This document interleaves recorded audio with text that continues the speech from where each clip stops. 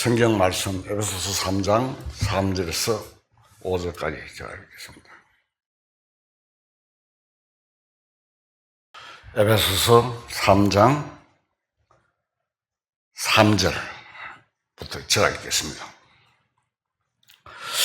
곧 계시로 내게 비밀을 알게 하신 것은 내가 먼저 간단히 기록한 것 같으니 그것을 읽으면 내가 그리스도의 비밀을 깨달은 것을 너희가 알 수 있으리라.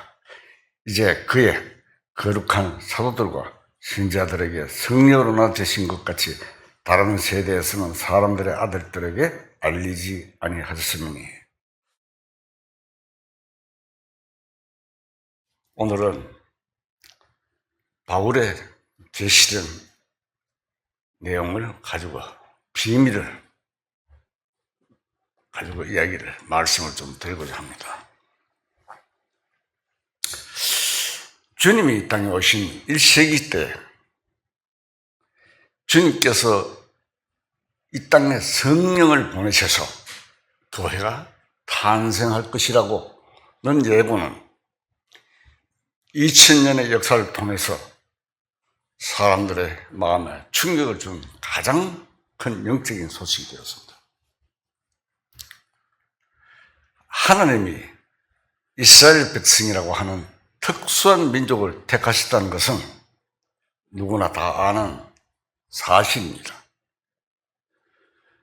그 정도의 것은 주전 2000년 전인 아브라함 시대 사람들도 이미 알고 있었던 일입니다. 하지만 하나님이 다시 두 번째 백성을 택하시려고 나섰다는 것은 그야말로 엄청난 사건이 아닐 수가 없습니다. 예수 그리스도가 지상에서 말씀을 전하시던 때로부터 약 2000년의 교회 역사가 흘러온 오늘날 사람들은 교회가 무엇인지를 너무도 잘 알고 있습니다. 그러나 구약 성경에는 교회에 대해서 언급한 것은 한 군데도 없다는 사실을 우리는 깊이 생각할 필요가 있습니다. 선지자들과 성전을 통해서 하나님을 믿던 그 시대에는 오직 하나님만이 장차 지상의 교회와 교회 시대가 찾아올 것이라는 것을 알고 계셨습니다. 물론 선지자들도 메시아가 이 세상에 오셔서 고통을 받으시고 세상 죄를 대신해서 죽임을 당하시고 무덤에서 일어나셔서 부활하셔서 승천하셨다가 구름을 타고 심판으로 오셔서 지상에 천년왕국을 세우시게 된다는 것은 잘 알고 있습니다. 선지자들이나 구약 사람들도. 그런데 그것은 선지자들의 예언이나 모세라든가 다윗이 기록된 글에도 명백히 나타나 있습니다. 그러나 교회와 길고 긴 교회 시대에 관해서 알고 계신 분은 오직 하나님 한 분이었습니다. 모세와 이사야 할지라도 그리스도의 초림과 재림 사이에 이렇게 긴 교회 탄생이라는 시간상의 간격이 있을 줄은 몰랐던 것입니다. 에스겔과 스가랴는 두 사람 다 앞을 내다보는 성경 지명의 힘이 대단했습니다. 그리스도의 초림과 재림 사이에 새로운 종의 몸이 생겨난다는 것은 꿈속에서조차도 생각 못했던 것입니다. 세례 요한조차도 교회 시대가 도래한다는 것이라든가 그 교회에 속하는 새로운 하나님의 백성이 어떤 사람인지는 알지를 못했습니다. 세례 요한은 예수님의 이종사처이고 6개월 앞서 태어났던 사람입니다. 그래서 잘 아는 사람인데도 몰랐던 것입니다. 교회에 관해 처음으로 말씀하신 분은 누구십니까? 예수님 자신이었습니다. 예수님께서 제자들과의 대화 가운데서 말씀하셨던 것입니다. 주님은 메시아에 관한 잘못된 생각이 가득 찬 것을 보시고 제자들에게 물어 가로사대 사람들이 인자를 누구라 하느냐 물었을 때 제자들이 말하는 것을 주님께서는 실로 다양한 대답을 들을 수가 있었습니다. 들어는 다시 태어난 세례 요한이라 하기도 하고 어떤 자는 엘리야라 하기도 하고 어떤 자는 선지자 중에 한 분이라고 하는 등 그 대답은 가지각색이었습니다. 하지만 베드로만은 주님을 바라보면서 저는 그리스도시요 살아계신 하나님의 아들이시니이다 라고 대답을 했습니다. 마태복음 16장 16절을 보겠습니다. 마태복음 16장 16절 제가 읽겠습니다. 시몬 베드로가 대답하여 이르되 주는 그리스도요 살아계신 하나님의 아들이시니라. 그 14절에 한번 봅시다. 예수님께서 물으니까 이르되 들으는 세례요한 들은 엘리야 어떤 사람은 예레미야나 선지자 중에 하나라. 예수님을 보고 그렇게 말씀했습니다. 제자들 사람들이 그렇게 이야기하고 있다 이 말입니다. 예수님. 그래서 예수님께서 베드로를 보시고 하시는 말씀이 이를 네게 알게 한 이는 혈육이 아니다. 하늘에 계신 내 아버지니라 하면서 칭찬했습니다. 베드로를 보고 그 뒤에 보면 나오죠. 예수께서 대답하여 이르시되 바요나 시몬아 네가 복이 있도다. 이를 알게 한 이는 혈육이 아니요 하늘에 계신 내 아버지시니라. 그리고 난 다음에 이어서 뭐라고 말씀하십니까? 여기 보면은 또 내가 내게 이르노니 너는 베드로라. 내가 이 반석 위에 내 교회를 세우리니 음보의 권세가 이기지 못하리라. 자, 여기 보면은 예수님께서 내가 네게 이르노니 너는 베드로라. 내가 이 반석에 내 교회를 세우리니 하십니다. 그래서 이 말씀을 오해하고 천주교에서는 제1대 교황을 베드로로 해가지고 우상까지 만들어 놨습니다. 여기 보면은 내 반석이란 말은 페트라라고 하는데 헬라 말에서 나온 것입니다. 페트라. 그런데 이 내 교회, 내가 예수님께서 베드로 보고 내가 이 반석 위에 내 교회를 세운다고 하셨는데 사람들이 그걸 사탄이 교모하게 말을 바꿔버린 것입니다. 흔히 사람들은 교회라는 말을 그리스도인들이 모여서 예배드리는 건물로 생각하고 있습니다. 지금 그렇게 사용들 하고 있어요. 제가 어떤 교회에 갔더니 그 교회 강당에다가 신발을 벗고 올라가거든. 그리고 이 교회 강당에는 목사님하고 장로님이 못 올라옵니다. 애들 못 올라오게. 우리 강당에다, 교회 강당에 아주 성스러운 자리로 성스럽게 만들었습니다. 근데 이 생각은 잘못된 것입니다.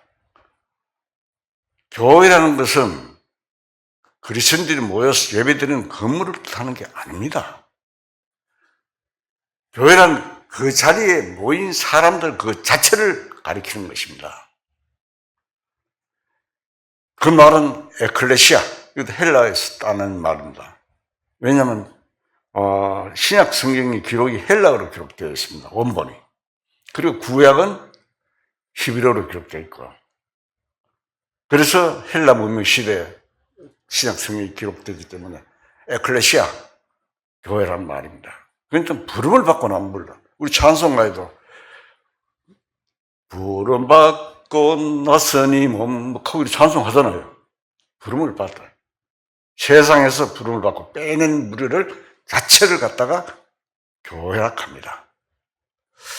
그런즉 그리스도인이란 예수 그리스도께서 구원해 주신 주로 믿고 그분에게 자기 자신을 맡기고 진리의 삶을 살도록 세상 사람들 가운데 부름을 받고 나온 사람들을 교회랍니다.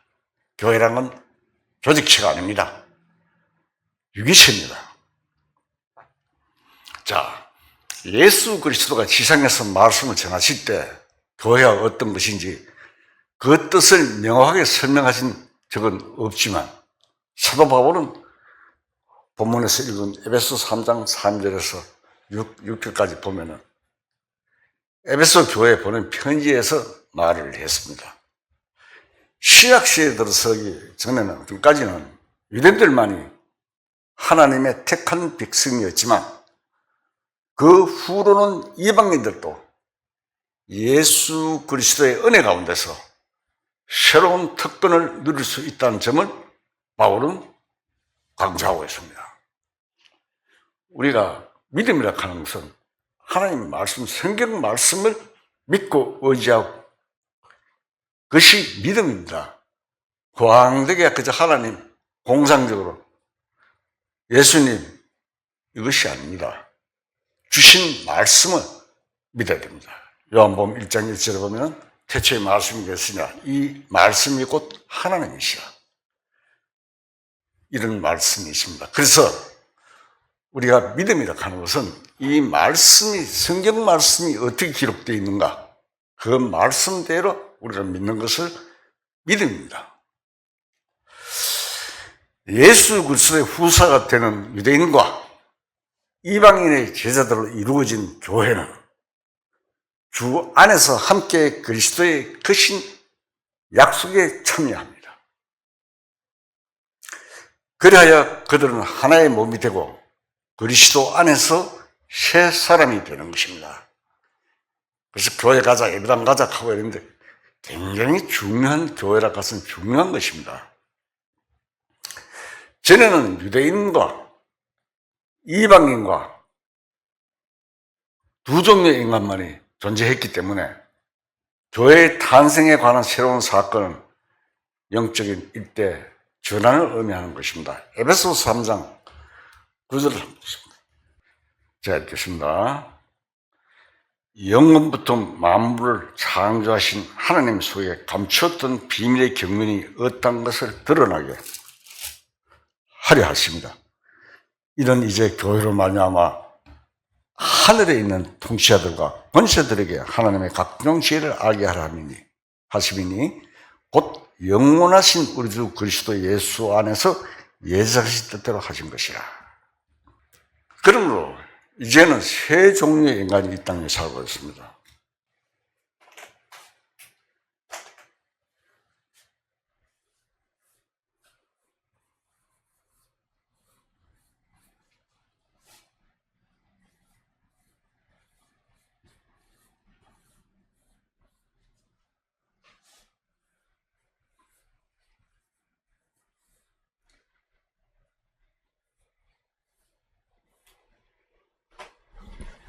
이 세상에는 이제 세 종류의 사람이 살고 있습니다. 첫 번째는 구원받지 못한 유대인과 둘째는 진리를 깨닫지 못한 이방인들과 나머지 하나는 구원받은 유대인과 구원받은 이방인들의 집합체인 교회입니다. 세 분류의 사람이 이 땅에 살고 있습니다. 그래서 바울은 유대인에게나 이방인에게나 하나님의 교회에나 거치는 자가 되지 말라고 믿는 자에게 경고하고 있습니다. 고린도서 10장 35절 봅시다.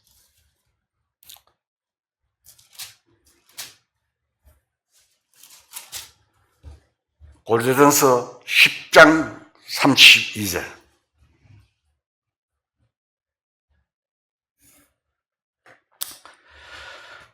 자, 읽겠습니다. 유대인에게나 헬라인에게나 하나님의 교회에나 거치는 자가 되지 말고. 자, 여기 보면 바울이 정확하게 지적했죠. 유대인, 헬라인, 교회. 거치는 자가 되지 마라. 믿는 자에게 경고를 하고 있습니다. 하나님은 유대인과 교회라고 하는 두 종류의 인간을 택하셨으나 그 목적은 같지 않습니다. 따라서 그들에게 맡겨진 임무도 제각기도 합니다. 이스라엘 백성 중 유대인들은 하나님께서 지상에서 특별히 목적을 이루려고 택하신 백성입니다. 이 세계 역사를 이스라엘 중심으로 엮어가고 있습니다. 그래서 하나님은 그들에게 모세오경이라고 하는 지상에서 지켜야 할 율법과 지상의 생활 중심지인 예루살렘과 그리고 땅 위에 휴식일인 안식일을 주셨습니다. 그러나 구원받은 유대인을 포함해서 그리스도의 교회는 교회의 머리 되시는 예수 그리스도를 영광되게 하고 십자가상에서 돌아가셨다가 부활하신 주님의 은혜와 복음을 증거하고 또 모든 사람을 사랑하신 무한한 사랑을 모든 사람에게 나타내게 하시려고 택하신 존재인 것입니다. 교회하고 유대인하고는 임무가 다릅니다. 이스라엘의 백성이 되어서 하나님 이 이스라엘 온 민족과 맺은 언약에 참여한다는 것은 틀림없는 영광입니다. 그러나 그리스도의 몸 되시는 교회 지체가 된다는 것은 거듭나고 사람들이 그리스도의 몸입니다. 머리 되신 분이 예수 그리스도입니다. 그리스도의 몸 되시는 교회 지체가 된다는 것은 그보다도 더 큰 영광입니다. 이스라엘 민족들보다. 그리스도인은 하나님의 자녀이며 개개인이 영원한 구원을 받아서 그것을 지금 간직하고 있는 것입니다. 굉장히 중요한 것입니다. 사람들은 하나님의 위대한 작품인 교회가 당장 성공을 거두고 어떤 기쁨을 누릴 것이라고 생각했을 것입니다. 초대교회 때. 그러나 어려운 문제는 초대교회 출발 당시부터 일어나기 시작했습니다. 그래서 주님께서는 밀밭에서 밀과 함께 자라나는 가라지에 비유해서 경종을 울리셨습니다. 마태복음 13장 38절. 마태복음 13장 38절. 제가 읽겠습니다. 밭은 세상이요 좋은 씨는 천국의 아들들이요 가라지는 악한 자의 아들들이요 가라지를 뿌리는 원수는 마귀요 주숫대는 세상 끝이요 수수꾼은 천사들입니다. 자, 여기 보세요. 예수 주님께서 말씀하신 것입니다. 직접 말씀하신 내용입니다. 그리고 사도행전에 보면은 바울은 흉악한 이리가 들어와서 양떼를 삼키는 일이 있을 것이라고 말했습니다. 자, 여기 보면 가라지 악한 자의 아들이고, 그러니까 가짜로 교회에 들어와서 교인 행세를 하면서 초대교회 때도 그런 일들이 많았습니다. 특히 후메니오 알렉산더 같은 아주 악질적인 사람들도 있었어요. 그래서 가라지를 뿌린 원수는 마귀다. 씨앗은 말씀이잖아요. 악한 마귀가 자기 말을 퍼뜨리는 거예요.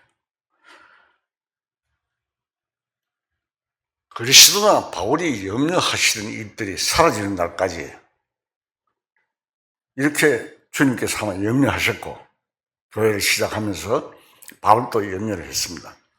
교회는 그날까지 어려움을 겪지 않을 수가 없을 것입니다.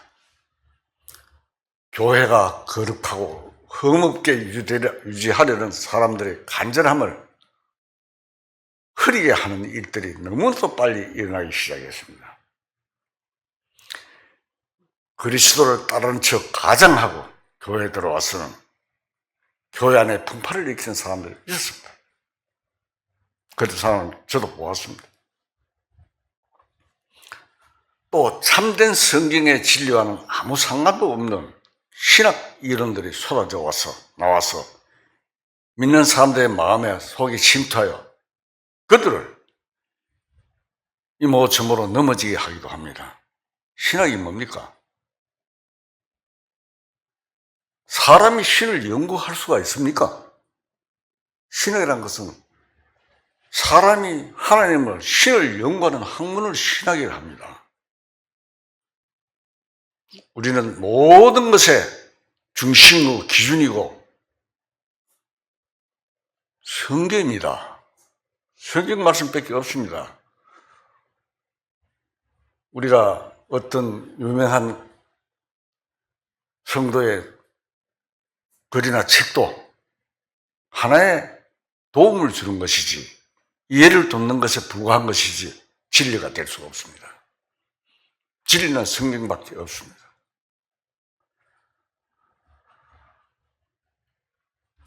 요한계시록 천문을 읽어보면 주님이 세우신 교회가 어떤 문제를 안고 있는지 알 수 있는데 거기에 비추어 보면 하나님께서 불러낸 무리 가운데 여러 사람들이 처음부터 잘못된 신앙의 길을 들어섰거나 또는 복잡한 문제에 부딪혀서 어려움을 겪는 모습을 한눈에 볼 수가 있습니다. 유대인들도 자기들이 늘어온 유전, 모세의 말은 믿어도 예수님 말씀은 안 믿었잖아요. 그래서 예수님은 십자가에 못 박은 것입니다.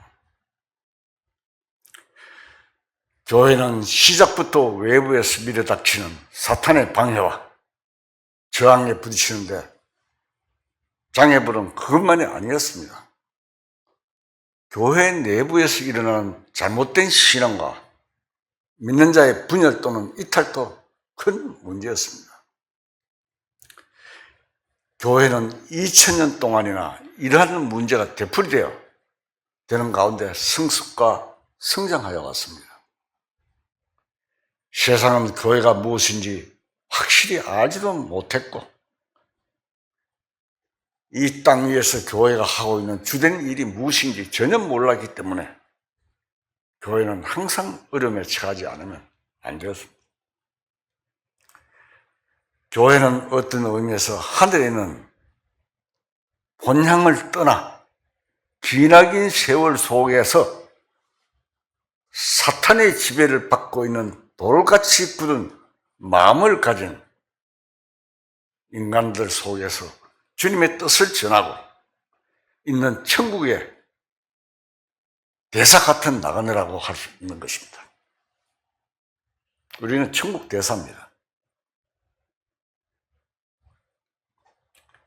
그리스도의 초림 때부터 그리스도인들에게 적대 감정을 가지고 조롱과 비난을 퍼붓는 인간들에게 그리스도께서 보내신 전도의 소임을 다하려고 목숨을 아끼지 않던 순례자들과 앞선 나그네의 성도들이었습니다. 초대교회부터 세상에서 많은 박해를 받았고 특히 스마나 교회 같은 데는 카타콤 선교자 읽어보면 엄청난 박해를 받았습니다. 그래서 땅굴 속에서 생을 마치고 하는 그런 일들이 굉장히 많이 있습니다. 자기들이 참된 교단이라고 떠들어대는 사이비 단체들 때문에 괴롭힘을 당한 일들이 적지 않았습니다. 생명을 받지 못한, 구원을 받지 못한 유대인들은 자기들이야말로 교회가 하는 일에 앞장서야 할 교회의 정통이고 예수님은 그들이 약속받은 메시아이시며 그분을 통해서 이방인들도 믿음의 아버지인 아브라함의 후사가 될 수 있다는 사실을 깨달은 적이 한 번도 없었습니다.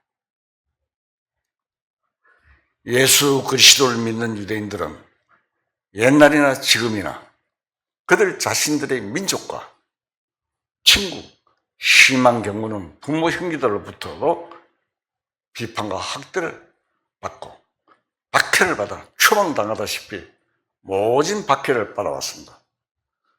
전에 한번 그 영상을 한번 본 적이 있어요. 이스라엘의 구원받은 가정에다가 유대인들이 폭탄을 갖다가 배달로 시켜서 폭탄 터지는 그러한 영상을 한번 본 적이 있는데 지금도 유대인 중에 간혹 구원받은 사람들이 있습니다. 바울은 이와 같은 경우를 육체를 따라난 이스마엘이 성령을 따라난 이삭을 조롱하고 비판한 일에다가 비유를 했습니다. 갈라디아서 4장 28절.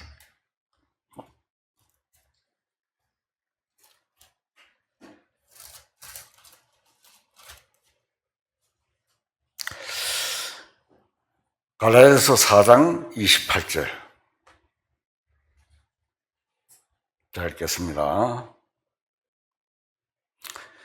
형제들아, 너희는 이삭과 같이 약속의 자녀라. 그러나 겉에 육체를 따라난 자가 성을 따르는 자를 박해한 것 같이 이제도 그러하도다. 거기 보면 30절 쭉 읽어보면 내용이 나옵니다. 바울은 이와 같은 경우 그때 당시 바울이 전도를 하고 해서 그러나 성도들이 육체를 따라 거듭나지 못한 사람들한테 박해를 받고 고통을 당하는 것을 이스마엘은 종의 아들입니다. 하갈의 아들입니다. 그래서 이삭에 대한 사라의 아들 이삭을 조롱하고 비판한 일에다가 비유를 했습니다. 자, 구원받지 못한 이방인들 역시 처음부터 교회를 다르게 여긴 일은 없었습니다. 초대교회 시대에 수천 명에 달하는 신자들은 로마인들 손에 죽음을 당하며 로마인들은 그리스도인들이 그들에게 십자가의 형벌을 가한 다음에 굶주린 사자들, 먹이를 주지 않고 굶주리는 사자들에게 먹이를 예수 그리스도를 믿는 성도들을 십자가에 못 박아 먹이를 던졌다 이 말입니다. 사자꿀다. 우리 앞선 성도들이 그런 형벌을 많이 받았습니다. 왜? 예수님만을, 하나님만을 믿고 그때 당시 황제를 신으로 안 섬기기 때문에. 그리고 중세에 들어와서는 악명 높은 종교재판이 있을 수가 있는데 악한 자들은 참된 그리스도인들이 자신들의 가짜 교회에 충성을 다하지 않는다는 이유를 표면에 내걸놓고 혹독한 고문을 한다든가 또는 화형에 처했던 것입니다. 지금도 그런 곳이 있어요. 제가 그 화형을 보고 잠을 못 잤습니다. 저 아프리카 쪽, 그쪽에 그런 일들이 벌어지는 것을 영상을 한번 봤어요. 20세기 들어왔어도 참된 기독교와 사회주의에 굴복하지 않는다는 이유로 독재자들은 기독교를 말살해버리려고 했는데 그 대표적인 인물이 누굽니까? 바로 히틀러입니다. 그는 교회를 파괴해버리거나 아니면 거짓 자비심을 베풀어가지고 기독교를 가정한 나치즘의 신여로 삼으려고 했습니다. 이렇게 보면은 참 어처구니 없는 일들이 많습니다. 배후에는 사탄이 작용한 거죠.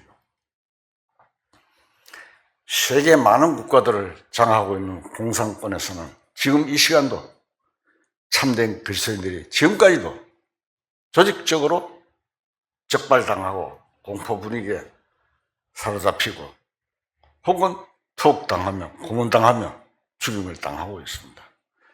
내가 중국에서 탈출해서 서방세계로 와서 책을 만들면 윙형제라는 사람 책을 한번 읽은 적이 있어요. 어마어마한 고통을 당하고 핍박을 받았어요. 지금도 집권자가 성경을 가지고 아주 금지해버린 것은 그래도 나은 패라고 합니다. 보다 더 악질적인 것은 성경의 발령을 제한해가면서 기독교 탄압에 이용하고 있습니다. 이건 또한 기막힌 박해가 아닐 수가 없습니다. 자, 이런 자들이 어떻게 됩니까? 하나님이 내게 원수를 넣어 갚지 마라. 내가 갚는 그날에 엄청난 형벌이 가해질 것입니다. 그런 곳에서 예수님과 복음을 전하거나 가르친다는 것은 물론 불법적인 죄가 되고 있습니다. 앞선 우리 성도들이 값비싼 대가를 지불하고 신앙의 자유를 얻으려는 오늘날의 자유세계에서도 참된 그리스도의 몸은 수많은 반대와 비난의 대상이 되고 있습니다. 제가 중국에 복음 전하러 한 5번을 들어갔습니다. 첫 번째는 아무것도 모르고 그냥 갔어요. 거기 가서 호텔에 간 곳이 여기에 모텔 수준이에요. 모텔보다 오히려 못해요. 그래서 그 강당에 전부 다 깊은 커튼을 치고 밖에 보초를 세우고 그 안에서 전도 사람들을 비밀로 소집해가지고 모아가지고 전도 집회를 했습니다. 그래서 2번, 3번 동안 블랙리스트에 오릅니다. 체포되면은 한국의 유치장하고 다릅니다. 거기는 굉장히 어렵습니다. 환경도 열악하고 무조건 체포되면 구속입니다. 그래서 제가 그것도 잘 모르고 이야기만 듣고 한 5번 더 나중에는 리스트에 올라서 체포 안 되겠나 하고 주변에서 그런 이야기가 있었어요. 거기 가면은 중국에는 삼자교회라는 게 있습니다.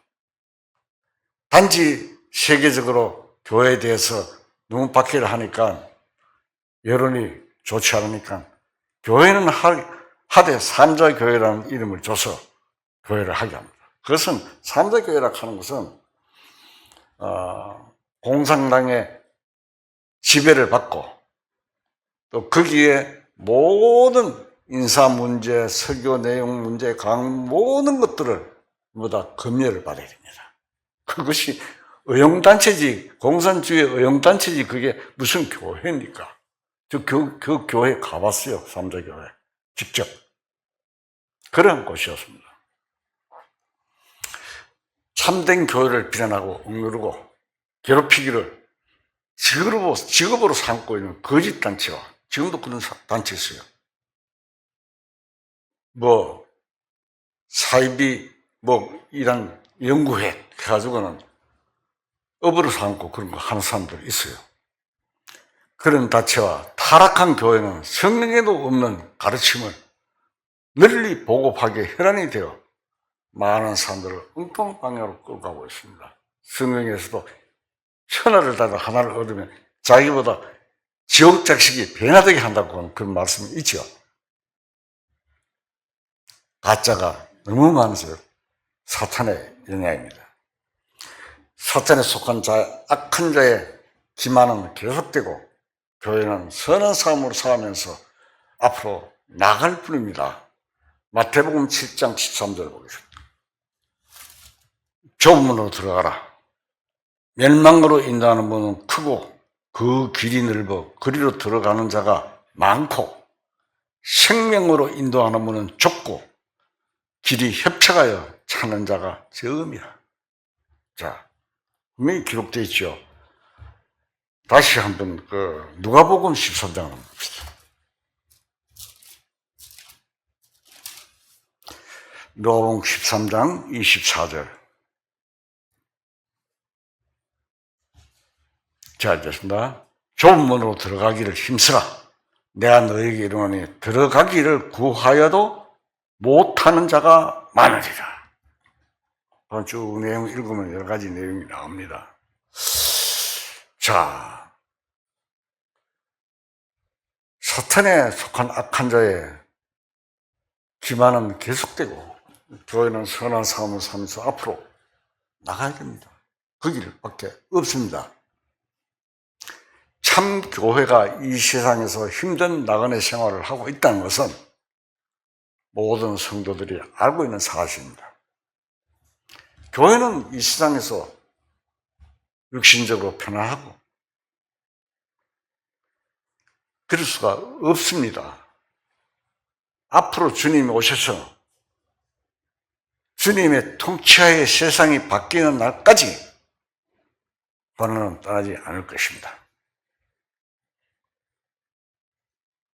교회는 하늘에 속한 것이지 땅에 속한 것이 아니기 때문입니다.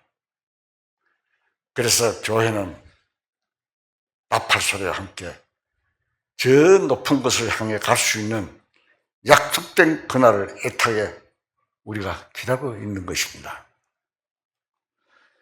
죽어서 영혼이 낙원에 가거나 또는 살아서 휴거가 이루어지거나 간에 모든 것들은 근본적으로 사탄에 속한 세상을 피할 수 없는 이 땅에서 벗어나 영육간의 구원을 받고 만왕의 왕이신 주님을 바라보면서 살고 있는 것입니다. 첫 번째 부활이 어떤 모양으로 일어날지는 그날이 되어야 알게 될 것입니다. 그러나 말씀의 기록을 보면 만일 잠든 성도, 구원을 받고 죽은 성도들이 무덤을 부수고 나오지 않고 그냥 혼이 빠져나와 살듯이 하면은 첫 번째 부활은 사실상 사람들이 알지 못한 비밀이 될 것입니다. 그렇잖아요. 우리가 영화에 보면 영이 싹 하고 이렇게 빠져나오면 그렇게 되면은 잘 알지 못하나요, 세상 사람들이. 그러나 성경에서는 무덤을 열고 나온다고 기록되어 있습니다. 그러나 살아있는 성도들의 휴거는 비밀이 될 수가 없습니다. 휴거에 날 때 지구의 밤에 속하는 지역에 있는 사람들, 자, 우리가 동방이라 그러죠. 동쪽에 있습니다. 미국을 서방이라고 합니다. 서쪽에 있습니다. 동쪽에서 아침이면 서쪽은 밤입니다. 그렇잖아요. 그래서 휴가에 날 때 지구의 밤에 속한 지역에 있는 사람들은 아침이 됐어야 지난밤에 진짜 그리스도인들이 살아다 본 것을 알게 될 것입니다. 자고 나니까 없어지니까 난리 나겠죠. 세상은 성경이 진리였다는 사실을 깨닫게 될 것입니다. 주님께서 성도들을 데려가시기 위해 천년왕국 이전에 오신다는 설교를 비판했던 자들, 했던 많은 자들이 전천년적 성경 해석이 후황된 것이 아니었음을 그때서야 깨닫게 될 것입니다. 자, 이것도 좀 우리가 알고 지나가야 됩니다. 전천년설, 후천년설이 있습니다. 이것을 확실히 우리가 알아야 됩니다. 그래서 어떤 사람들이 혼란을 줄 수가 있습니다.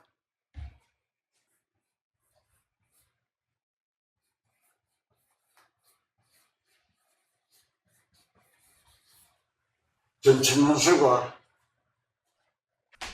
전천년설이라는 것은 무엇을 말하냐면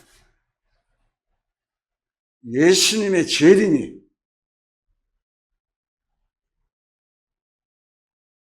재림이 먼저고 그 다음에 천년왕국이 이루어진 것을 전천년설이라고 합니다.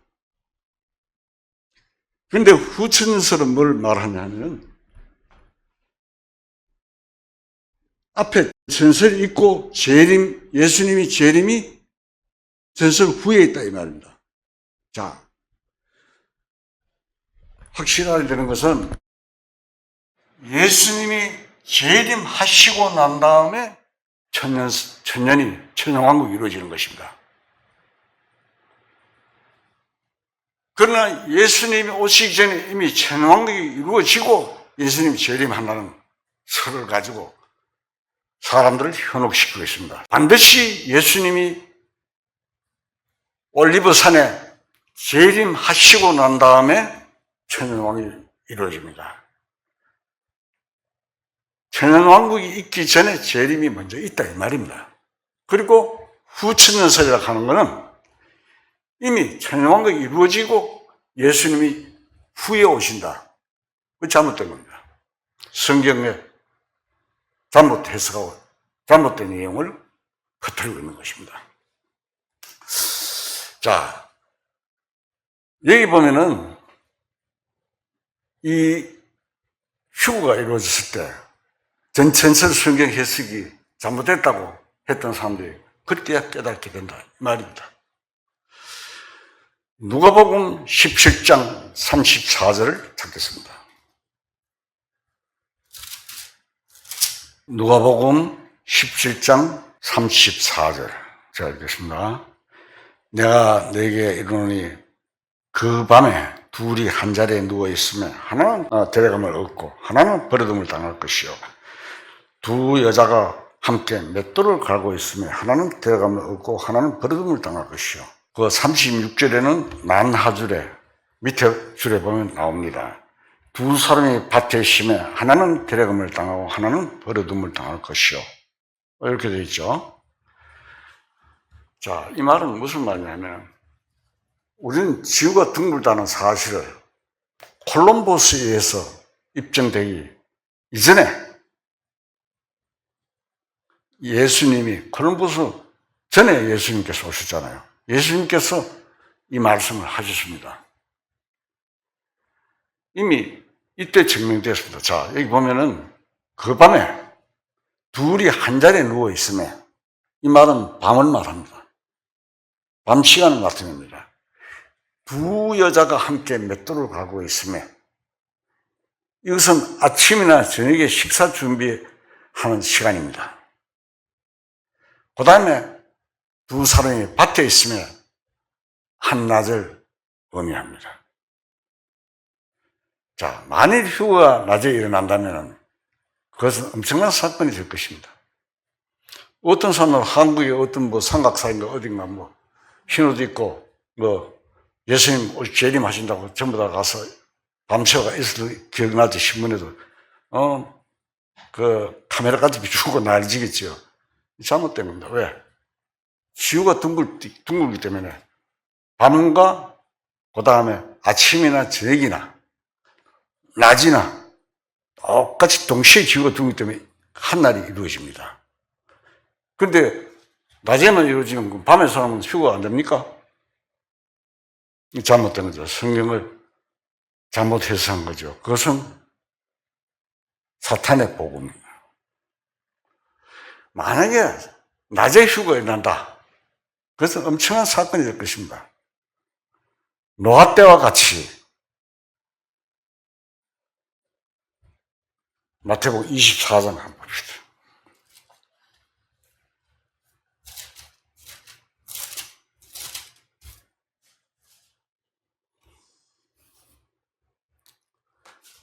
마태복음 24장 36절.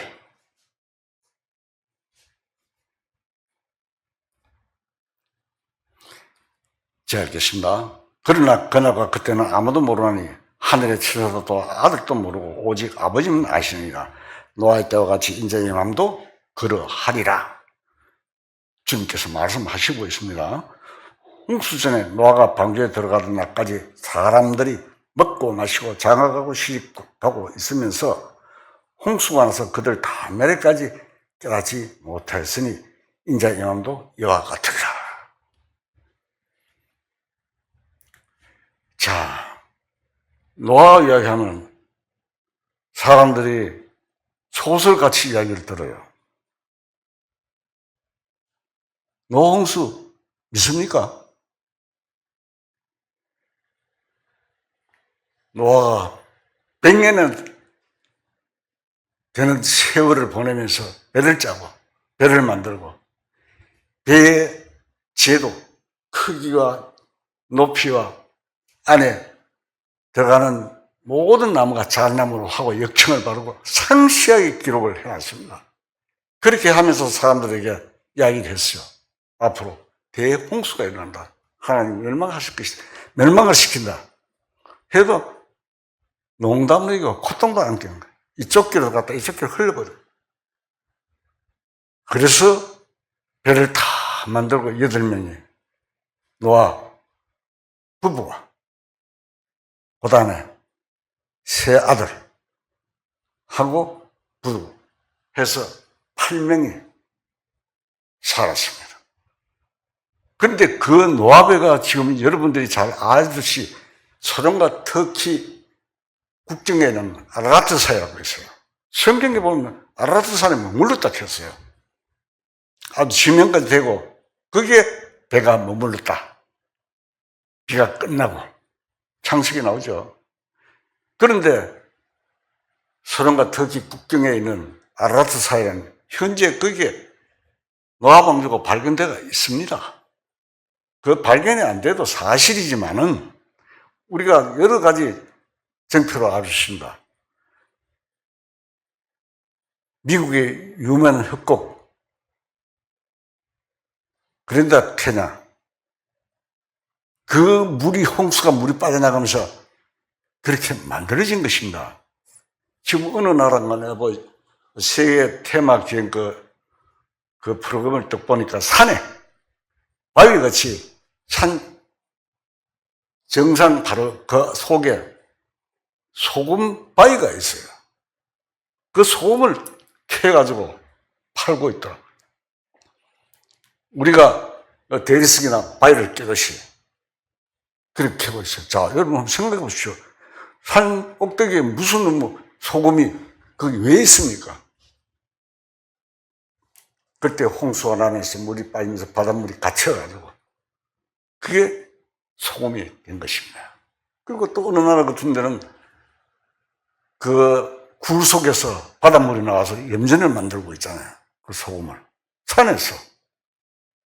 바다 속에는 당연히 있지만, 자, 이런 것들이 전부 다 노홍수의 영향을 입고, 우리 고향에도 가면 굉장히 높은 산에 올라가면 조개 껍질하고 조개들이 얼마나 많이 있어요. 이 산에 누가 조개 껍질이 많이 버리나. 이러한 것들인데 일부러 그거를 믿지 않으려고 합니다, 사람들이. 그래서 예수님께서는 그때 당시 이미 노아 때와 같이 먹고 마시고 시집가고 장가가고 사고 팔고 씨 뿌리고 집을 짓고 있을 때라는 것을 가르쳐 주십니다. 휴거가 일어난 때가 연중 행랑철이라면 사람들은 곳곳에 쾌락을 찾기 영이 없을 것입니다. 그때가 주중에 바꾼 시간에는 상전은 물건 사고 파는 사람들로 북적이 끄고 공장은 일하는 사람들로 도시 거리는 즐거움을 찾아다니는 일하는 바쁜 남녀노소를 붐빌 것입니다. 그때 갑자기 하늘로부터 엄청난 소리가 들릴 것입니다. 왜? 나팔로, 주님의 호령과 천사의 나팔로 대성까지 기록되어 있죠.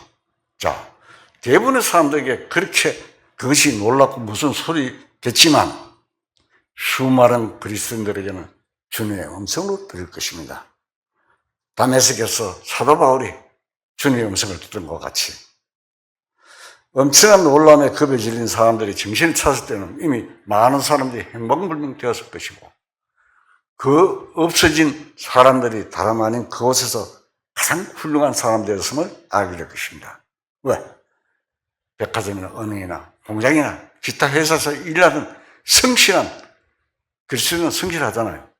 성실한 근무자들이 갑자기 사라져 버릴 것입니다. 엄청난 대환란이 있을 겁니다. 거리 걷다가 옆에 함께 걷던 사람이 없어질 것이고, 거리에서 달리는 버스 운전 기사가 없어지면 어떻게 됩니까? 교통이 대혼잡을 일으킬 것입니다. 기타, 기차, 배, 비행기, 그리고 많은 사람들이 집에 돌아가는데 집에 가보니까 사랑하는 가족들이 사라진 것을 발견할 것입니다. 가족 중에 구원 못 받은 사람이 당할 일을 말하는 겁니다. 처음에는 이 모든 것이 신비로만 여겨졌지만 성도의 휴거에 관한 것을 들었던 사람들은 한 귀로 흘러 들었던 휴거가 정말 일어난 것을 깨닫고 사람들에게 상황을 설명할 것입니다. 주님께서는 반드시 이런 날이 온다고 먼 후일에 알려주었습니다. 그러나 이날 가장 놀라운 일은 많은 사역자들과 자기가 그리스도인이라고 말하던 많은 사람들이 휴거되지 못하고 이 지상에 남는 반면에 별로 그리스도인으로 알려지지 않았던 사람들이 행방불명이 된 일일 것입니다. 그런 일이 반드시 있을 것입니다. 세상에 소음 역할을 하던 성도들이 떠나가 버리면 세상은 더욱 급속도 타락과 도덕적 부패가 생길 것입니다. 그래야 죄와 불법과 온갖 범죄가 더욱 증가되어 즉 그리스도의 출현을 위한 길이 예비될 것이고 그의 통치하에 세상은 심판을 향해 급격히 부패할 것입니다. 교회가 세상에서 들림받은 후 그리스도인들은 죄 때문이 아니라 그들이 행한 행실 때문에 그리스도의 심판석 앞에 심판을 받게 됩니다.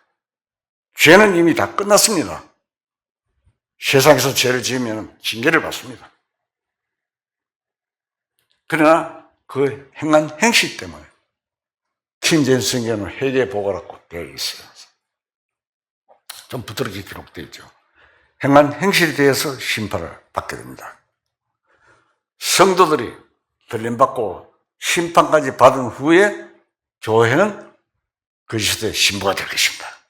왜? 모든 것이 정리되어야 되기 때문에. 교회의 혼인식에 대해서는 예수님께서 왕래 아들의 혼인잔치 비유를 통해 말씀하셨습니다. 마태복음 22장 1절에서 14절에 상세하게 기록을 해 놓았습니다. 시간상에 각자가 한번 읽어보시기 바랍니다. 계시록 19장 10절을 찾겠습니다.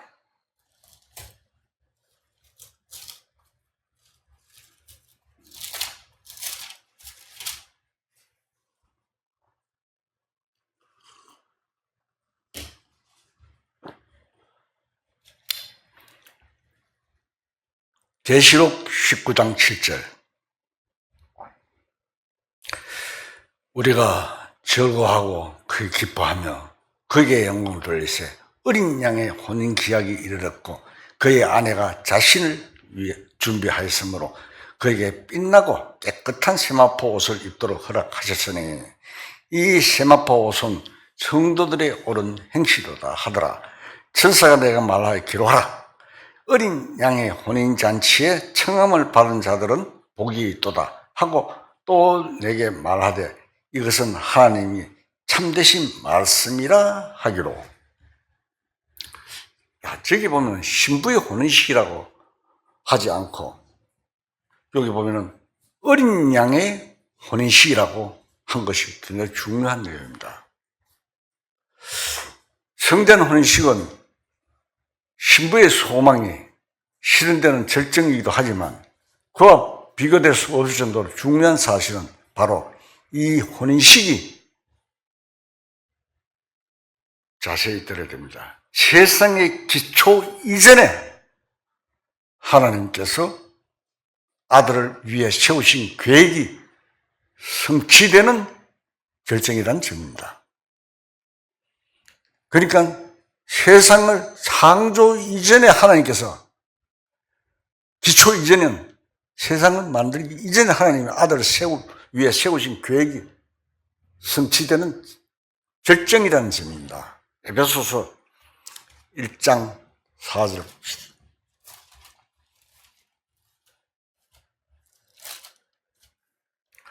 에베소서 1장 4절 제가 읽겠습니다.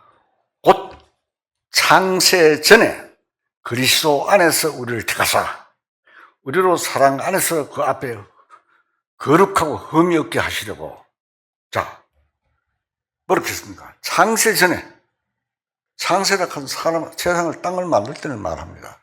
전에 이미 그리스도 안에서. 자, 이런 걸 우리가 생각하면 참 엄청난 자들입니다.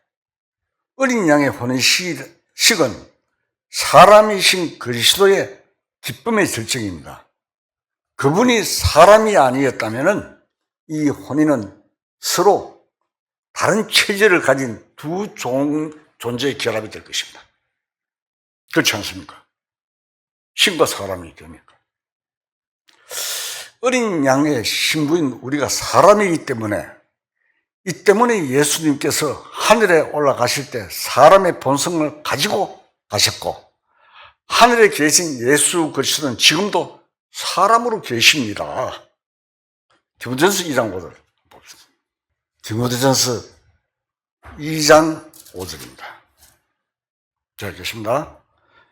하나님은 한 분이시오. 또 하나님은 사람 사이의 중보자도 한 분이시니 곧 사람이신 그리스도는 예수라.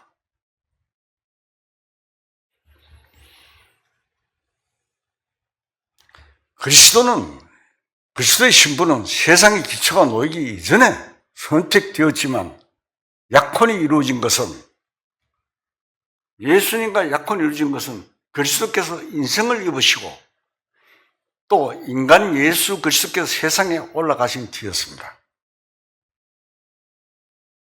교회가 탄생하신 것은 주님이 올라가시고 성령을 보내셔서 그때부터 교회가 시작됐잖아요.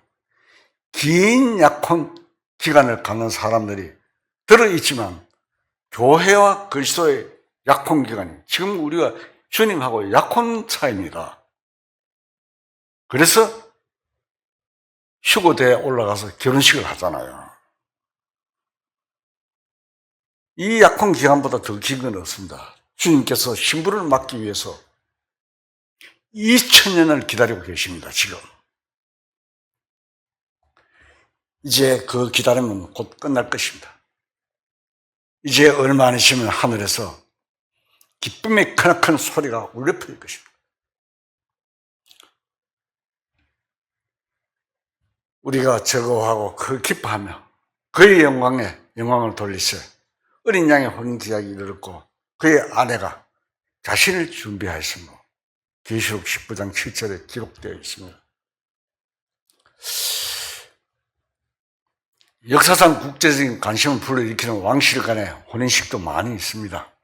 혼인식에 참석한 사람들이, 초대된 사람들은 엄청난 수와 화려한 장관의 감탄을 금치 못할 것이고 또 두 나라가 묶어주는 결합에 경축했을 것입니다. 하지만 어린 양과 신부인 교회의 혼인식은 그 어떤 성대한 혼인식도 비교할 수가 없는 우주의 역사상 가장 크다는 장관이 될 것입니다. 천군 천사가 둘러서고 어마어마하겠죠.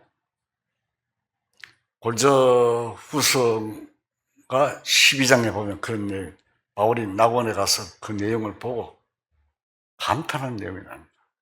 삼천정 하늘. 이 혼인식은 결코 깨뜨릴 수 없는 결합으로 하늘과 땅을 묶는 것이기 때문입니다. 하나님께서 합하신 것을 사람이 나누지 못할 것입니다. 신부는 성도들의 의인, 정결의 흰 세마포로 단장할 것이며 옳은 행실이라는 말은, 계시록 19장에 나오는 옳은 행실이라는 말은 우리에게 전가된 그리스도의 의가 아니고 성도들이 행한 의로운 행위를 말하는 것입니다. 그리스도의 심판석에서 불의 시험을 통과한 뒤 남아있는 행위를 말하는 것입니다. 고린도서 3장에 나오죠. 11절에서 15절. 시간상에 생략을 하신다. 각자 읽어보시고. 점이 없이 흰 세마포로 단장한 어린 양의 신부가 자주색 주홍색 옷에다가 금과 보석과 진주로 장식한 적그리스도의 신부인 창녀의 모습과 그 얼마나 큰 대조입니까? 계시록 17장 찾겠습니다.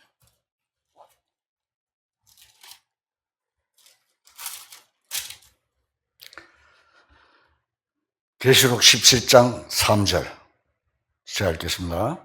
곧 성령으로 나를 데리고 광야로 가니라. 내가 보니 여자가 붉은 빛 짐승을 탔는데 그 짐승의 몸에 하나님을 모독하는 이름들이 가득하며 7머리와 10뿔이 있으며 그 여자는 자줏빛과 붉은빛 옷을 입고 금과 보석과 진주로 꾸미고 손에 금잔을 가졌는데 가정한 물건과 그의 음행에 더러운 것들이 가득하더라. 적그리스도의 신부입니다. 앞에서 이야기했던 그 내용은 하나님의 어린 양의 신부를 말합니다. 비교가 안 됩니다. 혼인식이 끝난 후에 하늘의 신랑은 그의 왕국을 하나님께로 받아 자신이 피 흘려 죽으셨던 곳이며 자신의 신부를 얻었던 이 땅으로 돌아오실 것입니다. 그것이 바로 재림입니다. 세가라스에 나오는 올리브산, 감난산에 내려올 것입니다. 주 하나님께서 다윗의 보좌를 그분께 주시고 천년 동안 땅을 다스리게 하실 것입니다. 이 신혼여행은 얼마나 아름답고 좋은 것이겠습니까? 성도들이 이 땅에서 주님께서 분부하신 일들을 하고 있는 일은 완성되거나 끝나는 날이 곧 올 것입니다. 악한 자의 손을 벗어나 주님을 선포하고 악한 마귀의 세상 속에서 싸우고 고난을 받으면서 계속해서 온 주님에 대한 정권은 멀지 않아 결말이 날 것입니다. 지금 굉장히 임박합니다. 주님께서는 그동안 세상 사람들이 주님께로 나오도록 많은 시간과 기회를 주셨습니다. 베드로서 3장에 보면 기록이 되어 있습니다. 주님이 늦게 오신다고 우리가 이야기하지만 아니다. 모두가 구원을 받기를 바라고 기다리는 하나님이십니다. 그러나 교회가 고향으로 돌아갈 때 세상에 속한 사람들은 우리가 휴거될 때를 말합니다. 이 세상에 속한 사람들은 대환란기에 닥쳐 모진 시련과 환난을 벗어날 길이 없을 것입니다. 이제 우리는 장차 영원하신 신랑 되신 예수 그리스도 더불어 기뻐할 것입니다. 주님이 하늘에 계실 때 우리는 그곳에 함께 있을 것이고 주님이 왕국을 세우려고 지상에 내려오실 때 우리도 역시 주님을 따라 내려올 것입니다. 새로운 하늘과 새 땅과 예루살렘이 준비되었을 때 주님이 계시는 곳에 우리 또한 모습을 나타낼 것입니다. 그래야 우리는 영원에서 영원까지 세세토록 주와 함께 영광을 누릴 것입니다. 그야말로 정말 값진 것이 아니겠습니까? 들림 나팔이 울려 퍼질 때 신으로 만들어주신 신인 된 자들은 신이신 주님을 따라 예배에 놓으신 우리의 본향으로 갈 것입니다. 이것보다 큰 축복과 영광, 큰 영광이 어디에 있겠습니까? 이걸 버리고 왕을 만들어줄까? 세상 왕? 하나님께 감사와 찬송을 드려야 되지 않겠습니까? 다 같이 기도하십시오.